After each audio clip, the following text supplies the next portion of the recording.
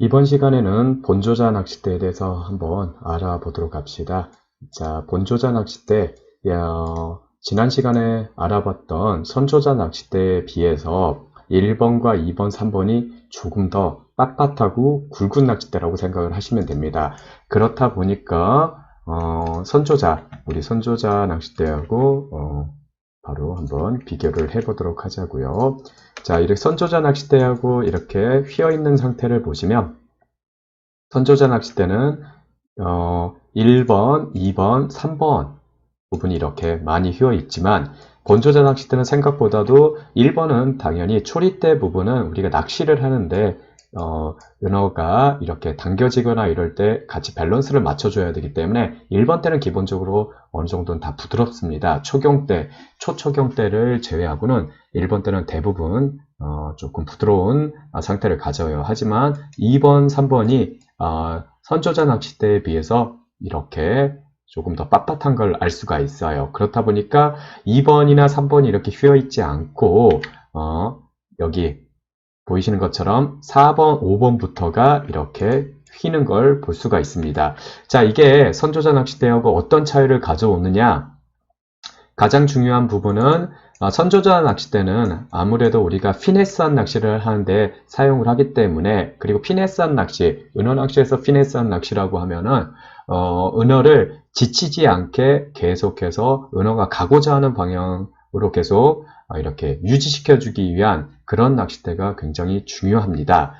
그랬을 때 이렇듯 2번, 3번이 많이 이렇게 억세게 되면은 은어가 아무래도 우리가 땡기지 않는다 하더라도 은어가 갑자기 다른 야은어의 추격을 받는다거나 그럴 때 갑자기 이렇게 피하는 행동을 하거나 아니면 제멋대로 이렇게 돌아다닐 때가 있어요. 그럴 때는 그걸 사람이 은어의 마음을 알 수가 없기 때문에 그런 상황조차도 우리가 완전히 예측을 해서 컨트롤하기는 어렵거든요. 그럴 때 은어가 갑자기 돌발 행동을 할 때 아무래도 수중사를 이렇게 라인을 이렇게 가져갈 수 있거든요. 그럴 때 자기 자신이 이렇게 코가 당겨질 수가 있어요. 그런 게 한 번, 두 번 이렇게 반복되다 보면 은어는 금방 지쳐버리게 됩니다. 그럴 때 이렇게 은어가 빨리 지치지 않게 1번, 2번, 3번이 좀 부드러워진다면 조금 그런 부분들이 많이 완화가 됩니다. 한마디로 말해서 완충 역할을 해줄 수 있어요. 그리고 몸통이 빳빳하기 때문에 내가 기본적으로 은어를 이렇게 조금 다른 곳으로 이렇게 컨트롤 해야 되겠다라고 생각할 때 그리고 라인을 조금 바로 잡아줘야 되겠다라고 생각할 때 아무래도 몸통이 조금 낭창거리는 것보다는 훨씬 컨트롤하기가 편해집니다. 그리고 보통 이런 몸통에 이제 고기 들어가는 낚싯대들 같은 경우에는 기본적으로 줄이 이렇게 내가 이렇게 은어를 제압할 때 아무래도 줄이 많이 뻗어져 있다 보니까 좀 고요한 물에서는 은어가 생각보다 잘 안 뽑혀요. 약간 물살이 흘러주면 낚싯대 텐션이 먹으면서 몸통에 이렇게 부하가 많이 들어가면은 당연히 이 텐션, 그러니까 이게 장력도 많이 발생을 하게 돼요. 그래서 이렇게 물살이 조금 있는 데서는 오히려 뽑기가 편한데 이렇게 물살이 없이 쭉 딸려오는 그런 상황이 되면 또 이렇게 뽑아내기가 힘들거든요. 그럴 때 몸통이 빳빳한 선조자가 공중받기를 하기가 조금 더 수월해집니다. 그러니까 물살이 조금 이렇게 밋밋하게 흐르고 있거나 좀 고요한 곳에서는 선조자가 훨씬 공중받기를 하기가 수월해져요. 근데 반대로 선조자 낚싯대를 가지고 이렇게 물살이 있는 곳에서 조금 물살이 거칠게 흐른다거나 이런 곳에서 낚시를 해보면은 이 몸통에 고기 들어가지 않기 때문에 이 어느 정도 낚싯대가 휘고 나면은 아직 은어를 뽑아야 될 상황이 아니에요. 아직 뽑아야 될 상황이 아닌데도 은어가 수면에서 파닥거려 버리는 현상이 생겨요. 몸통에 어느 정도 고기 들어가 주면서 그래도 어느 정도 수면층에서 힘이 빠질 때까지는 좀 기다려줘야 되는데 그런 거 없이 은어가 바로 파닥거려 버리는 경우가 있는데 그럴 때 낚싯대를 이렇게 랜딩할 수 있도록 이렇게 뽑아낼 수 있도록 조작을 해도 쉽게 은어가 날아오지를 못합니다. 왜냐? 기본적으로 전체가 라이트하기 때문에 그런 문제들이 좀 발생하는 경우가 있어요. 그래서 선조자 낚싯대를 가지고 여울에서 낚시를 한다. 뭐 못하는 건 아닙니다. 하지만 전체적으로 조금 숙련되지 않는 상태에서 조작을 할 때는 조금 미스 캐치를 하는 경우가 조금 발생할 수 있어요. 거기에 대비해서 본조자 낚싯대는 뭐 동조자처럼 완전하게 이렇게 몸통이 많이 휘는 타입도 아니에요. 많이 휘는 타입도 아니면서 어느 정도 2번, 3번이 빳빳하고 몸통도 휘는 약간 그런 스타일이거든요. 그런 스타일이다 보니까 선조자 낚싯대에 비해서는 여울 낚시하기에는 조금 더 수월해요. 그러면서 1번이 여전히 좀 부드럽거든요. 1번은 여전히 부드럽기 때문에 어느 정도 이렇게 우리가 오요가세, 놀림조법을 하는데도 어느 정도 대응을 할 수가 있어요. 하지만 제가 생각하기에는 본조자 낚싯대부터는 아무래도 완전히 섬세한 피네스 낚시보다는 이 올라운드형, 한마디로 다양한 상황에서 이렇게 다양하게 낚시를 조법을 구사할 때 더 적합한 것 같아요. 온리 피네스한 낚시를 한다거나 온리 오유가세를 중점적으로 다루는 이 조법을 한다라고 했을 때는 실질적으로 본조자는 잘 안 맞아요.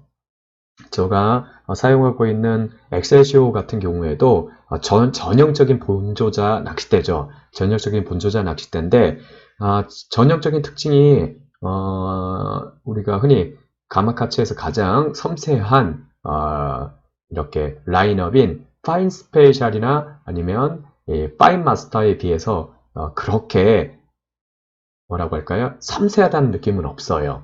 그러니까 매 순간순간 은하의 토닥거림을 이렇게 느낄 수 있다거나 뭐 이런 정도까지는 아닙니다. 근데 이상하리만큼 웬만한 환경에서 놀림조법부터 시작해서 단결조법까지 다 이렇게 할 수 있게 제공을 해줘요. 근데 뭔가 항상 1%가 아쉬워요.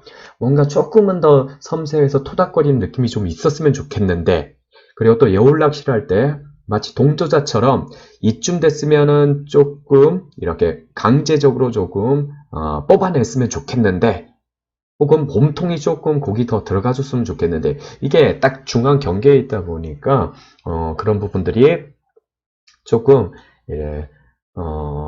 1%씩 항상 부족합니다. 하지만 그걸 어떻게 잘 살려야 되냐, 그런 부분을 딱 놓고 봤을 때 그게 아마 가마카츠의 경쟁력이 아닌가라고 생각이 들어요. 제가 왜 가마카츠를 중점으로 이야기를 하냐, 사실 이소떼나 그리고 아유떼 둘 다 가마카츠가 본조자에 있어서는 탑입니다.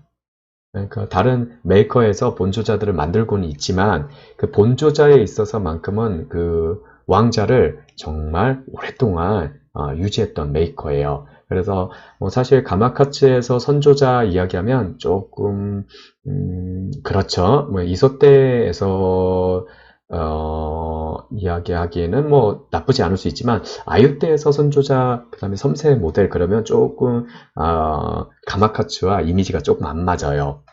뭐 물론 초경 때 이거하고는 선조자하고는 좀 다른 개념으로 생각을 하셔야 되기 때문에 초경 때를 고려하는 거 아닙니다. 초경 때가 아니라 정말 피네스한 그야말로 그냥 선조자를 기준으로 놓고 본다면 시마노를 들어야지 가마카츠를 이렇게 이야기하기는 조금 어려워요. 하지만 본조자에 있어서만큼은 가마카츠가 정말 오랜 세월 동안 한마디로 엑셀시오라든지 이소테의 인텐샤라든지 이런 모델들이 그 오랜 세월 동안 본조자에서 정말 왕자의 자리를 지키고 있었거든요. 그런 데는 그만한 이유가 있어요.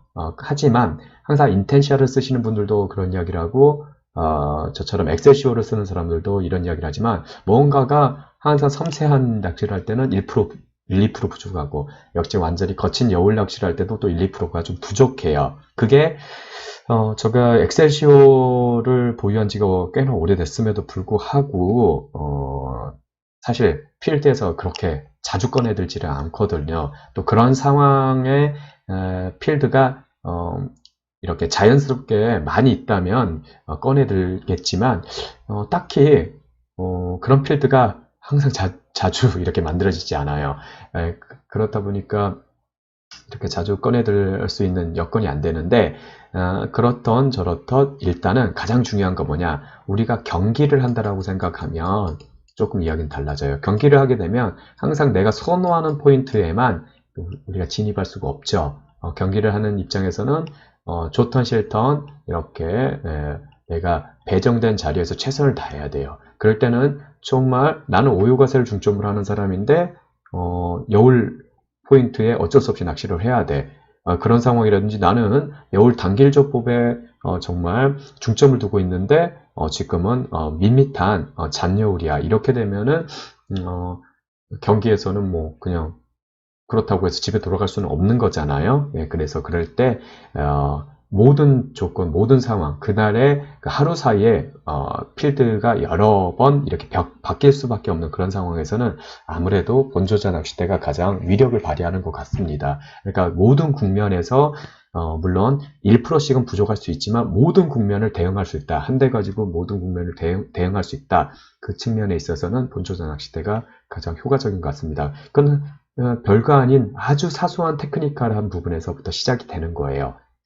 2번, 3번을 이렇게 약간 빳빳하게 처리하고 몸통을 약간 부드럽게 처리함으로써 정말 간단한 이론 같아 보이지만 그게 굉장히 이 올라운드 할 수 있는 낚싯대로 이렇게 만들어진다는 게 참 또 재밌는 거죠. 그래서 본조자 낚싯대를 보시면요. 힘새가 멋지지 않아요, 사실은. 본조자 낚싯대는 이런 식으로 전형적인 거죠. 본조자 낚싯대들은 이렇게 초리대 부분은 이렇게 조금 곡이 들어가 있고 여기는 2번, 3번, 4번까지는 약간 이렇게 좀 직진성을 약간 가지고 있으면서 몸통에 이렇게 좀 곡이 들어가는 이런 곡선을 전형적으로 보입니다. 그래서 사실 본조자 낚싯대는 예쁘게 휘지는 않아요. 그래서 이게 뭐 낚싯대가 좀 잘못 만들어진 거 아닌가 라고 생각을 하는데 중요한 거는 낚싯대 휘는 곡선이 예쁘다고 모든 이런 그 어떤 그 상황에서 적극적으로 대응한다라고 보기는 어렵거든요. 휘는 게 중요한 게 아니라 내가 사용함에 있어서 얼마나 텐션을 잘 유지해주고 또 뽑아내야 될 때 잘 뽑아낼 수 있냐 이렇게 봐야 되는 거기 때문에 휘는 모양새 가지고만 판단하기에는 조금 어려움은 있어요. 자, 그리고 이렇게 동조자도 한번 보시면요. 동조자는 아예 여기 보시면 본조자하고는 좀 차이가 있을 거예요.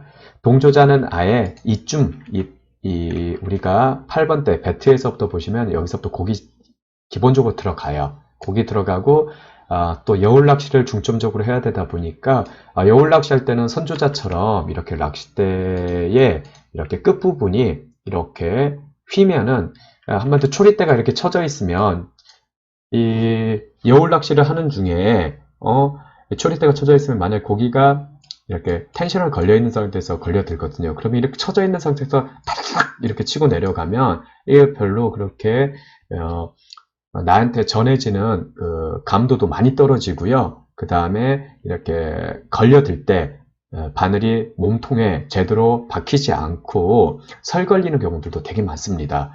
그렇기 때문에 이렇게 끝이 부드러운 낚싯대는 끝이 부드러우면서 이렇게 2번, 3번까지 부드럽게 받아주는 이런 낚싯대는 여울 낚시는 그렇게 적합하지가 않아요. 반드시 여러분들이 알아두셔야 돼요. 그래서 2번, 3번, 1번은 어쩔 수 없어요. 1번은 초리대이기 때문에 어느 정도 유연성을 가지고 있습니다. 하지만 이렇게 2번, 3번 쪽으로 곡이 들어가기 시작하면은 이건 여울 낚시에서는 별로 그렇게 적합하지가 않아요.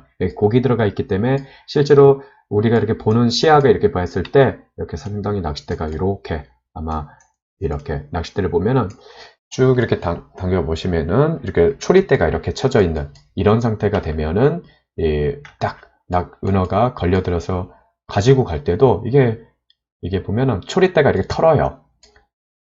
고기가 딱 여울에서 걸렸을 때 초리대가 탁 털면서 그냥 이렇게 몸통에 이렇게 은어가 바늘에 잘 이렇게 설 걸리는 경우들도 되게 많습니다. 그래 미끄러지다가 좀 찢어진다거나 이런 경우들도 되게 많기 때문에 2번, 3번이 부드러운 낚싯대는 여울 낚시에는 그렇게 어울리지 않습니다. 말 그대로 오요가세는 굉장히 탁월한 성능을 발휘하지만 이렇게 끝이 부드러우면은 여울 낚시에는 조금 어려움이 있어요. 하지만 이렇게 동조자 낚싯대를 보시면요, 여울에서 이렇게 딱 이 정도 포지션에서 이렇게 보시면 내가 낚싯대를 이렇게 여기서 파지를 하고 이렇게 들고 있다라고 이렇게 생각을 하신다면, 여러분들 이 상태에서 보면은 낚싯대는 상당히 많이 휘어 있는 것처럼 보이지만 사실상은 이게 본인 시각에서 볼 때는 그렇게 많이 휘어 있는 것처럼 보이지만, 사실 낚싯대를 들었을 때 이렇게 든 포지션에서 이렇게 놓고 본다면은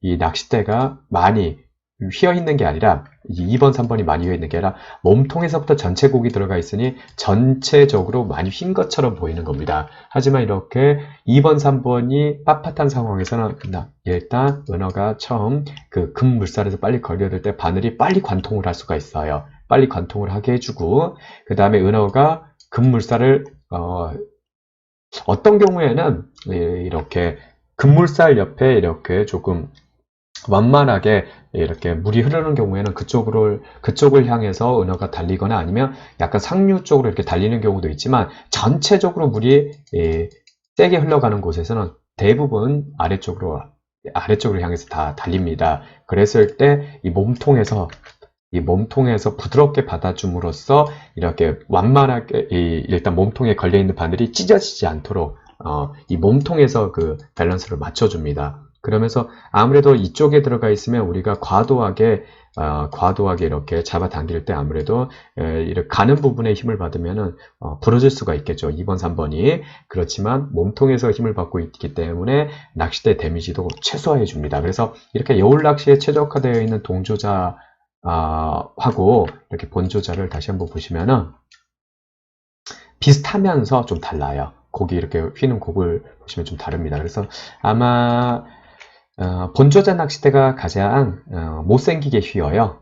낚싯대 이렇게 휘임새적으로 보면은 못생기게 휘지만, 제가 처음에 말씀드렸던 것처럼 선조자와 동조자의 딱 경계에 있으면서 2%씩 부족하지만 모든 상황에 이렇게 대처할 수 있게 해주는 낚싯대라고 저는 생각을 합니다. 그게 바로 여울 낚시에 필요한 2번, 3번이 약간 빳빳한 것과 그리고 초리대에서부터 2번까지 조금 부드러운 약간 그런 느낌. 2번이 이제 2번부터 빳빳해지기 시작하지만 초리대가 약간 부드러워서 약간 오유가세를 하는데도 많은 부담을 주지 않고, 그 다음에 몸통이 동조자처럼 완전히 부드럽지는 않지만 어느 정도 여울 낚시할 때 어느 정도 받아준다. 이런 게 아마 가장 큰 특징인 것 같아요. 그래서 올해 나온 가마카츠의 경기 스페셜 V7을 보셔도요, 조금 선조자스러운 느낌을 가지면서 이 여울에서 대은어가 걸려들었을 때 몸통이 마치 동조자처럼 휘는 그런 액션을 볼 수가 있어요. 그래서 전형적으로 본조자 낚싯대들은 그렇게 약간 양면성을 가지고 있다는 걸 여러분들이 아셔야 됩니다. 그래서 재미는 별로 없다. 제가 정리를 드린다면, 본조자 낚싯대는 재미는 별로 없다. 그리고 옆에서 보는 사람 측면에서 봤을 때 낚싯대는 그렇게 예쁘게 휘지 않는다. 그렇다고 그게 테크니컬하지 않느냐? 그렇지 않습니다. 가장 어려운 낚싯대라고 보시면 돼요. 그러니까 만드는 사람 입장에서 아마 본조자 낚싯대의 그 특징을 살려준다는 건 아마 가장 어려운 일일 겁니다. 하지만 곡선이 그렇게 예쁘진 않다. 그렇게 생각을 하시면 되겠습니다. 그래서 우리가 이섭대의 인텐샤를 볼 때도, 인텐샤가 우리가 흔히 마스터 3D들, 이렇게 마스터 3D들에 비해서 몸통이 많이 아니거든요. 그래서 빠른 제압이 좀 가능해요. 그렇다 보니까 완전히 순수 이렇게 그 가마카츠 팬들은 조금 이렇게 실망을 하시는 분들도 있는데요. 사실 여러분들이 아셔야 되는 부분이 있어요. 사실 본조자가 가마카츠의 본 모습이에요. 여러분들이 가마카츠를 생각하면 진짜 몸통이 너무 부드러워서 휘는 낚싯대들만 생각하는데, 당연히 가마카츠는 동조자도 굉장히 잘 만드는 회사입니다. 뭐 동조자가 은어 낚싯대 파워 스페셜이라든지 이런 것들만 보셔도 동조자를 얼마나 잘 만드는 회사인지 알 수가 있어요. 그래서 사실은 동조자 라인업을 그간은 미들급 이상을 잘 만들지 않았거든요. 그 이유가 뭐냐면 그 정도면 되니까. 그러니까 이 어떤 마스터들에게 줄 수 있는, 그러니까 최정상들에게 줄 수 있는 그런 그 느낌의 낚싯대는 아니기 때문에 이렇게 중간급 정도에만 항상 이렇게 배치를 시키다가 최근에 들어서 이제 동조자 낚싯대들을 조금씩 격상을 많이 시킨 거거든요. 그래서 여러분들 이소대 같은 경우에도 마스터 모델 시리즈들이 문통이 훨씬 더 많이, 옛날에도 많이 휘었지만 훨씬 더 많이 휘는 이런 낚싯대들을 많이 보급을 하고, 그게 또 이제 낚싯대 레벨석으로도 많이 격상을 했죠. 많이 격상을 하고 뭐 이랬어요. 그러니까 옛날에 우리가 2000년대 초반 정도만 이렇게 보면은 가마카츠 낚싯대 하면 넘버1은 은어 낚싯대에서는 엑셀시오 마스터 모델, 그리고 이소 때는 인텐샤 G3 이렇게였어요. 그 다음에 넘버2, 은어낚시대에서 넘버2는 그 당시에는 그랜드 엑셀시오라는 게 있었어요. 그러니까 항상 엑셀시오가 있고 엑셀시오 밑에 그랜드 엑셀시오, 그 다음에 2006년에 들어서 엑셀시오 정말 명작이죠. 왜 빨리 단종됐는지는 저도 잘 모르겠습니다. 소재가 비싸서 그랬는지 뭐 했는지는 잘 모르겠는데, 엑셀시오 마스터 블러드, 그 다음에 2인자인 엑셀시오 프리스토, 이렇게 두 가지가 이렇게 1번, 2번 그렇게 했고, 그 다음에 이소대 같은 경우에는 이제 G4가 나오죠. 그렇게 욕을 많이 먹었던 G4, 뭐 좋다라고 하시는 분들도 있지만 G3에서 느꼈던 그 감성이 G4에서 좀 느껴지지 않아가지고 G4를 정말 많이 이렇게 욕하신 분들도 되게 많죠.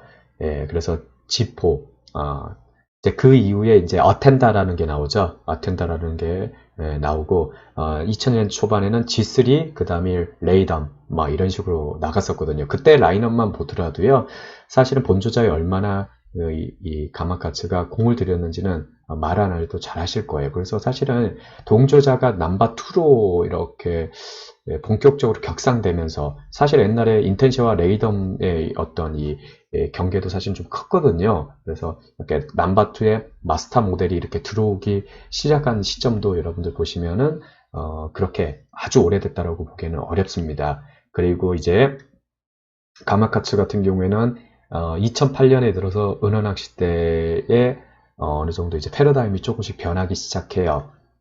그전에는 본조자 낚싯대와 그 다음에 여울 낚시를 주체적으로 하는 동조자와 초경대가 주류를 이뤘었어요. 여러분들 분명히 아셔야 됩니다. 가마카츠는 이렇게 여울 낚시에 최적화된 라인업들을 항상 가장 중요시했던 것 같아요. 그래서 그 다리 역할을 해줄 수 있는, 것에 최정상급인 엑셀시오를 두고, 본조자인 엑셀시오를 두고 주 정체성은 항상 여울 낚시에 있었어요. 제가 가장 좋아하는 여울 낚시죠. 여울 낚시. 그래서 제가 가마카스라는 브랜드를 선호하는 이유가 바로 그것 때문입니다. 여울 낚시 때문이거든요. 그래서 여울 낚시의 주체가 되는 동조자, 이런 동조자죠, 여러분들. 이런 동조자, 몸통이 아주 멋들어지게 휘어지는 동조자, 이 동조자 라인업하고, 그 다음에 초경대는 이 몸통부터, 초리대부터 몸통이 그냥 빳빳해요. 그러다 보니까 전체적으로 곡이 이렇게 휘는 아주 그냥 빳빳한 낚싯대거든요. 초경대도 두 가지 이상의 라인업을 가마카츠가 2000년 초반에서부터 2010년 전까지 라인업을 가지고 있었어요. 그러다가 2008년쯤에 돼서 약간 모습이 좀 변합니다. 갑자기 2008년에 이런 녀석이 하나 등장을 하는 거예요. 이런 녀석. 바로 시마노나 혹은 다이와에서, 다이와도 역시 마찬가지, 여러분들 경파 시리즈 하면은 여울낚시뿐만 아니라 이렇게 조금 탄탄한 낚싯대로 유명한 낚싯대거든요. 하지만 다이와의 슬로건은 항상 T였어요. T. 여러분들 T를 정확히 알아두셔야 돼요. 다이와의 슬로건은 항상 T 낚싯대였습니다. T 낚싯대가 선조자형 올마이트, 그러니까 선조자형, 여러분들 올라운드를 할 수 있는 낚싯대거든요. 그래서 이게 사실은 다이와적 느낌이에요, 여러분들. 그리고 이거보다 훨씬 더 라이트한, 사실은 뭐 이때 시마노는 뭐 거론할 수 있는 낚싯대 제조회사는 아니었어요. 릴은 잘 만들었지만 낚싯대를 이렇게 거론할 수 있는 회사는 아니기 때문에 그 당시에는 줌대라든지 뭐 아주 피네스한 낚싯대들 만들기는 했지만 그 당시에 시마노를 거론하기에는 조금 무리가 있죠. 그리고 NFT 여러분들 NFT 회사 같은 경우에도 시마노 사실은 시마노의 자회사였어요. 뭐 NFT가 완전히 뭐 시마노와 별개 회사로 생각하시는 분들이 많은데요. NFT도 원래 사실상은 시마노의 자회사였기 때문에 언제든 인수하려고 생각을 했다면은 뭐 인수할 수 있었던 회사죠. 그래서 NFT에서 뭐 극상이라든지 여러분들 뭐 그 다음에 여기서 NFT에서 낚싯대들이 상당히 많았었거든요. 그래서 뭐 극상 이소때 극상이라든지 뭐 그런 것도 있었지만 아유 때도 제법 많이 과거에 많이 나왔었고 그리고 돌돔 때도 역시 마찬가지 많이 나왔었어요. 그래서 NFT라는 회사만 이렇게 놓고 그 유저들이 사실은 뭐 시마노로 많이 이렇게 이제 완전히 인수를 하고 난 다음에 시마노로 많이 이동을 했다 하지만 그 NFT 기술이 다 이렇게 시마노로 녹아 들어갔다라고 이야기하기는 좀 어려울 것 같아요. 제가 보기에는. 물론 여러 가지 이제 기술 개발을 많이 해서 시마노가 지금에 이르러서는 거의 뭐 가마카츠하고 이렇게 비교를 하고 뭐 그 이상의 인기를 지금 누리고 있죠. 시마노가 지금 현재상으로는 로드에 있어서는 아마 그 인지도가 사실은 뭐 탑일 거예요. 그래서 가장 지금 현재 시점으로 놓고 보면은 이야기가 다르지만 옛날 2001년에서부터 2010년을 본다면 아유 때에 있어서는 다이와와 가마카츠의 시장이었죠. 그래서 다이와 가마카츠 시장을 놓고 볼 때 다이와는 확실히 T 이렇게 선조자형 이렇게 올라운드 모델에 좀 중점을 뒀다면 가마카츠는 동조자 및 초경대에 물론 초경대 분야는 다이와도 똑같이 계속해서 그 부분에 라인업을 만들었었고요. 역시 가마카츠도 그랬었어요. 그래서 하지만 동조자에 조금 더 중점을 많이 뒀었어요. 그래서 그런 상황이었는데 2008년에 비로소 가마카츠에서 아주 피네스한 낚싯대가 나오기 시작합니다. 물론 2000년대 중반에 파인 스페셜 시리즈가 나오기는 했었어요. 근데 파인 스페셜 시리즈는 솔직하게 말하면 그 당시에 파인 스페셜 시리즈는 다이와 T의 아류작이다. 뭐 이렇게 생각이 듭니다. 하지만 이제 2008년에 이르러서 정말 중요한 변환점이 시작이 되는 것 같아요. 이때 지금 제가 소유하고 있는 파인마스터 GSR 여러분들 M대가 나오는데 요게 200g짜리가 나와요. 200g짜리가 나오면서 이거 뭐야 이거 가마카츠스럽지 않은데 이거 뭔 일이지? 제가 그 전에 이제 소유하고 있던 이제 원래 다 소유를 하고 있었던 건데 좀 파손되는 바람에 좀 수리를 해서 다른 분들께 이렇게 양도를 했는데 그 전에 2004년에 파인마스터 1세대가 나오기는 해요. 파인마스터 1세대가 나오고 그 다음에 2005년에 파인마스터에 이제 라인업이 두 개가 더 추가된 H 모델이 나옵니다. H 모델 이제 제가 그거 가지고 굉장히 오랫동안 필드에서 사용을 했죠. 그래서 9m H 모델이 나오는데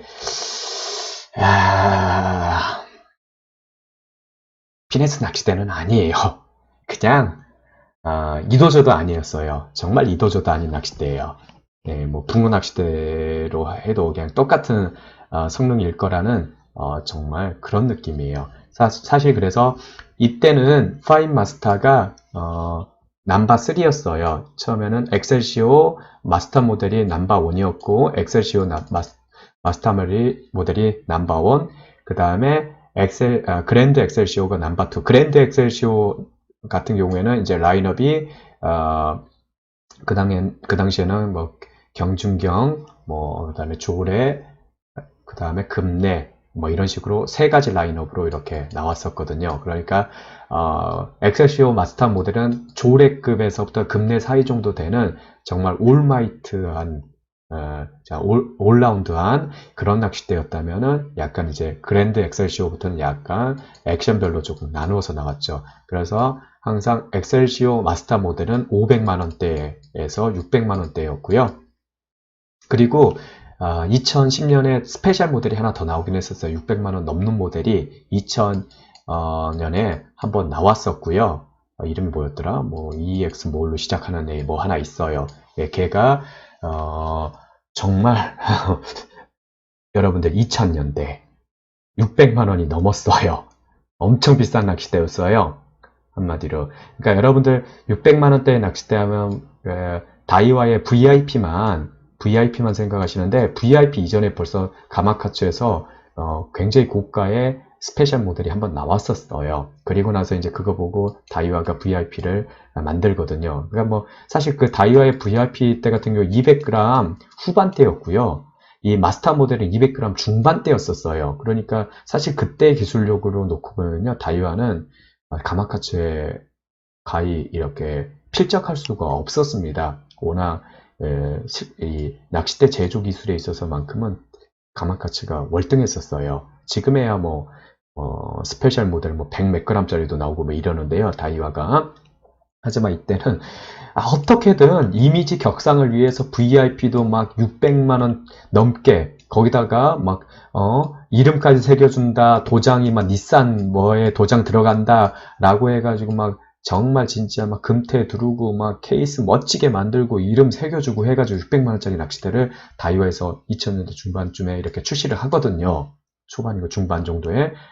그러기 이전에 이미 벌써 600만 원이 넘는 낚싯대가 가마카츠에는 있었어요. 그리고 난 다음에 이 2001년에부터 이제 이렇게 마스터 모델이 주력 최상위 라인업으로 가거든요. 그래서 그 마스터 모델 같은 경우에 500만 원 초반에서부터 500만 원 중반 이렇게 길이별로 9m하고 이제 9.5m 이렇게 나오는데, 그렇게 라인업을 갖고 있으면 그랜드 엑셀시오 같은 경우에는 400만 원대의 라인업을 가지고 있었거든요. 그러니까 지금은 이제 엔화가 많이 올랐으니까 그 당시에도 엔화가 많이 비쌌던 시절이고, 그러니까 50만 엔대, 그 다음에 40만 엔대, 그 정도 수준이었죠. 그리고 나서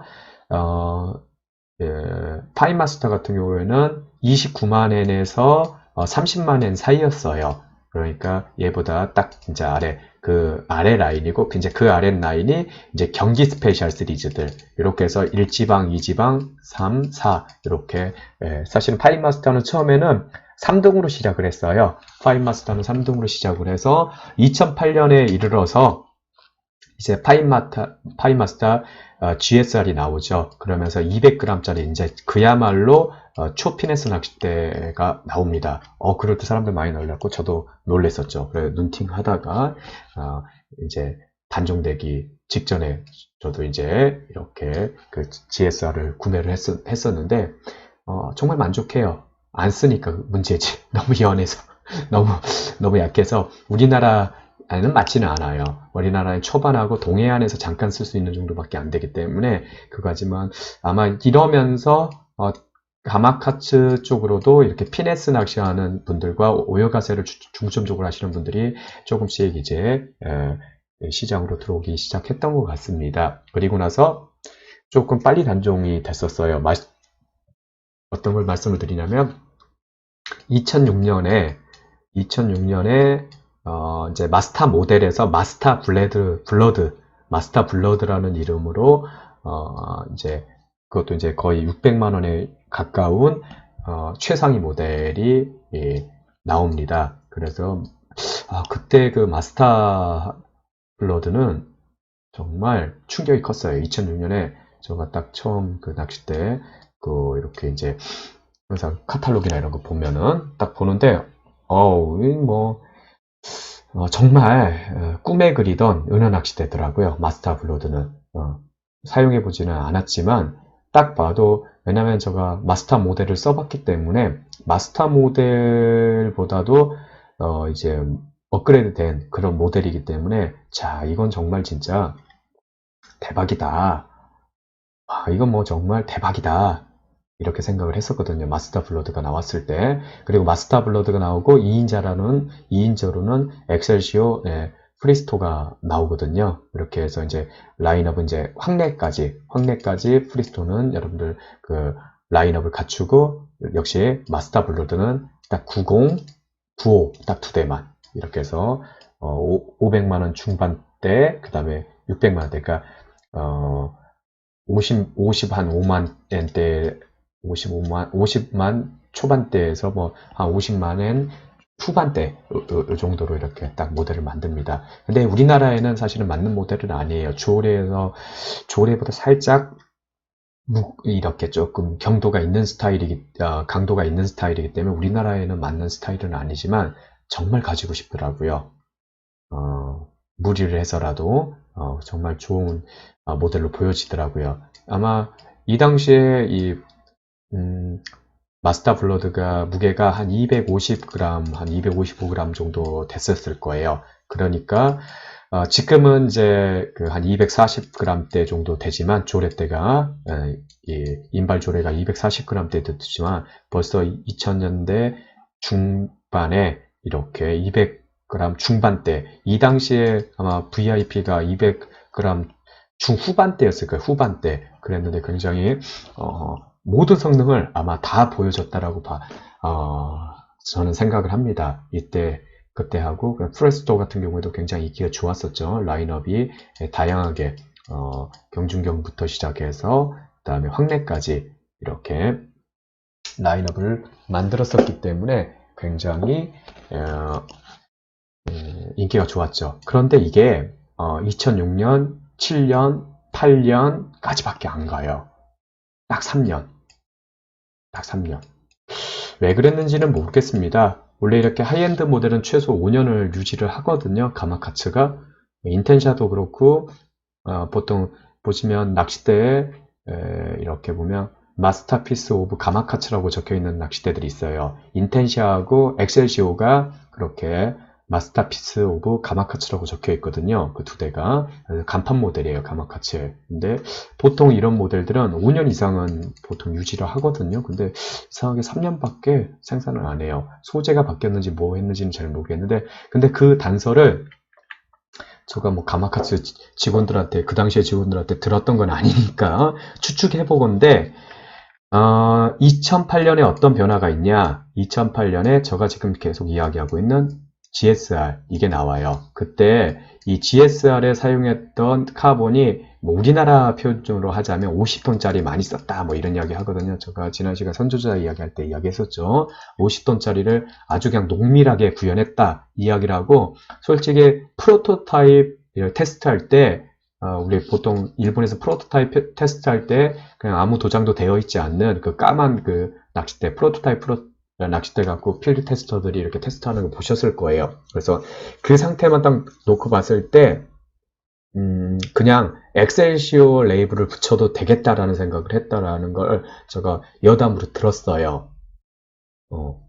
그러니까 GSR을 개발하면서 이거 그냥 엑셀시오로 할까? 뭐 이런 이야기를 그 개발진들이 있었나 봐요. 그럼 뭐 자기네들도 참 놀라운 낚싯대를 만들었다고 생각을 했나 보죠. 그렇게 해서 엑셀시오를 해도 되겠다고 생각했고 아마 그때 뭐 어디 원단을 갖다 썼는지는 모르겠지만 그 당시에 참 궁합이 잘 맞는 원단 회사를 골랐던 것 같아요. 가격도 합리적이었으니까 가격도 이제 이 30만엔 초반부터 GSR이 시작이 됐기 때문에 우리나라 돈으로 하면 그때는 뭐 환율이 셌으니까 뭐 400만 원대 정도 됐겠지만 이렇게 30만엔 초반에 이렇게 라인업을 형성을 하면서 엑셀시오급 정도로 이름을 붙여도 되겠다라고 했던 게 그때 원단에 아마 큰 변화가 있지 않았나라는 생각이 들어요. 그리고 나서 2008년까지는 엑셀시오 마스터 블러드랑 프리스토가 있다가 2009년에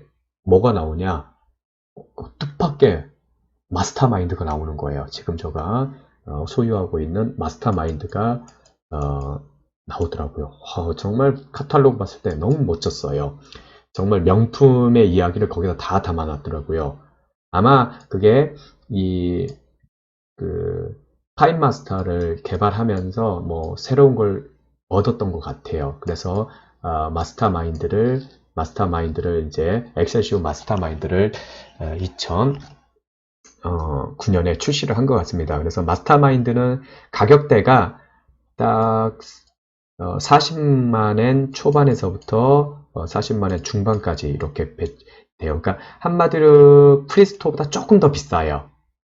엑셀시오 프리스토보다 조금 비싸지만 마스터 블러드보다는 조금 저렴해요. 근데 완전히 변한 낚싯대가 나온 거죠. 정말 그야말로 결정체가 나와요. 그래서 이 마스터 마인드는 정말 오랜 기간 동안 생산이 됩니다. 한 6년, 7년 정도 생산이 됐죠. 6년 정도 넘게 생산이 됐을 거예요. 그 다음에 인기도 이 고가의 낚싯대지만 인기도 무척이나 좋았어요.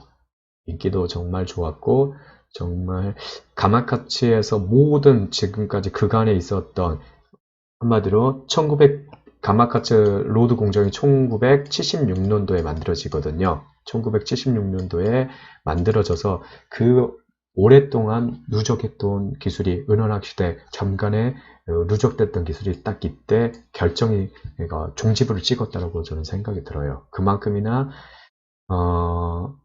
정말 모든 게 다듬어진 낚싯대라고 생각이 듭니다. 하지만 제가 계속 이야기하지만 몇 프로 부족하다? 2% 부족합니다. 항상 본조자는 2% 부족해요. 그래서 아주 재밌는 낚싯대는 아니지만 딱 초보자가 들어도 정말 그거하고 고수가 들어도 이 낚싯대 괜찮다라는 이야기를 합니다. 물론 다이와의 T 계열을 쓰신 분들, 좀 빳빳한 성향의 낚싯대를 쓰신 분들은 별로 안 맞아요. 이거 왜 이래? 이거 왜 이렇게 낭창거려? 이거 뭐야? 언제 뽑아야 돼? 막 이런 느낌 들죠? 네, 근데 이때 이제 최결정이 되죠. 그래서 본저자의 결정체가 되고 그 이후에 2016년에 들어서 이제 다시 모델 체인지를 합니다. 이제 우리가 지금 현재 가마카츠에서 생산되고 있는 노블레스 체제로 가는데요. 노블레스는 인기가 좀 안 좋은 것 같아요. 그러나 지금 오래 끄는 걸로 봐서는 최정점에 계속 유지를 하고 있는데 노블레스는 마스터마인드만큼의 인기는 못 끌고 있는 것 같습니다. 여전히 마스터마인드를 더 주력으로 많이 사용을 이 최정상급들을 하고 있는 것 같아요. 근데 이제 안타깝게 조례대 기준으로 봤을 때 좋은 액션이 나오고요. 금레대 기준은 오히려 저 생각은 그렇습니다. 파워 스페셜을 쓰는 것만 못한 것 같아요. 그래서 엑셀시오를 금레대를 사용하겠다라고 생각하는 건 저는 100% 만류합니다. 그럴 바에는 훨씬 더 저렴한 지금 요즘에 나오는 파워소닉이라든지 이런 걸 쓰는 게 훨씬 더 나은 것 같아요. 그래서 그 당시에도 파워 스페셜이 사실은 금내 때는 더 나았다라는 생각이 저는 듭니다. 그래서 본조자, 이 본조자는 자칫 잘못하면 정말 애매모호한 낚싯대가 될 수 있지만 그걸 오랜 세월 동안 지켜왔던 가마카츠를 보시면 본조자를 정확히 보실 수 있습니다. 자, 본조자의 낚싯대 이소대나 아유대는 가마카츠가 진리다. 저는 이렇게 이야기하고 싶네요. 자, 여기까지 본조자 이야기를 끝내도록 하겠습니다.